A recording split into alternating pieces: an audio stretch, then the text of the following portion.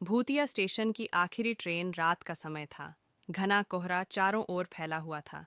सुजल अपने ऑफिस के काम से लौट रहा था और उसे आखिरी ट्रेन पकड़नी थी, जो रात 11:45 पर पास के गांव शिवपुर जंक्शन से गुजरने वाली थी।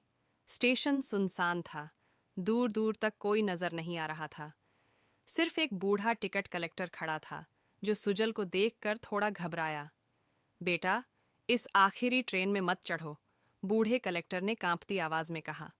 सुजल ने हंसते हुए जवाब दिया, क्यों बाबा, ट्रेन में भूत हैं क्या?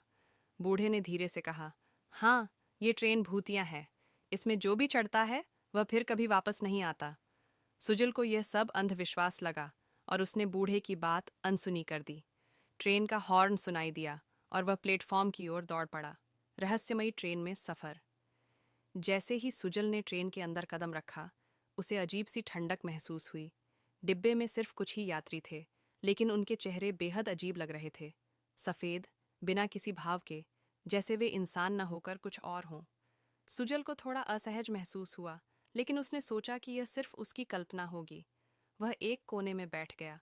तभी सामने वाली सीट पर बैठा एक आदमी धीरे से फुसफुसाया, तुम्हें यहाँ नहीं होना चाहिए। सुजल चौंक गया। क्यों? उसने पूछा। उस आदमी ने धीरे से जवाब दिया, ये ट्रेन तुम्हें वहां ले जाएगी जहां से कोई वापस नहीं आता। अनोखी घटनाएं।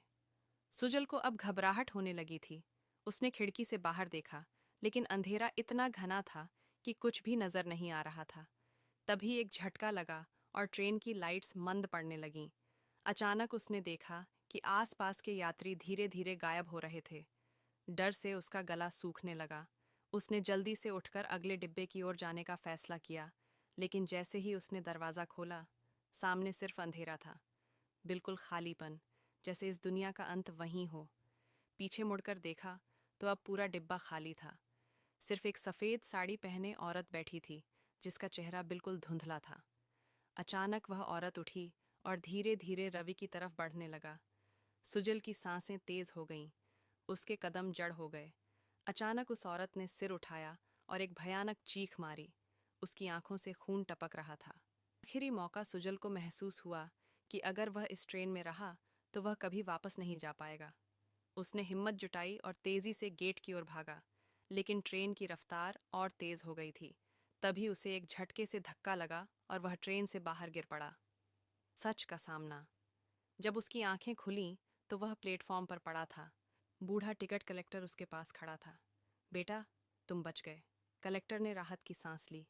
रवि हाँफते हुए उठा। वो वो ट्रेन, बूढ़े ने कहा। आज से 50 साल पहले इसी दिन इस ट्रेन का एक्सीडेंट हुआ था। तभी से ये ट्रेन हर साल आधी रात को चलती है, और जो भी इसमें चढ़ता है वो कभी वापस नहीं आता। सूजल के रोंगटे खड़े हो गए। उसने चारों ओर देखा। कोई ट्रेन नहीं थी, सिर्फ वीरान और सुनसान शिवपुर जंक्शन।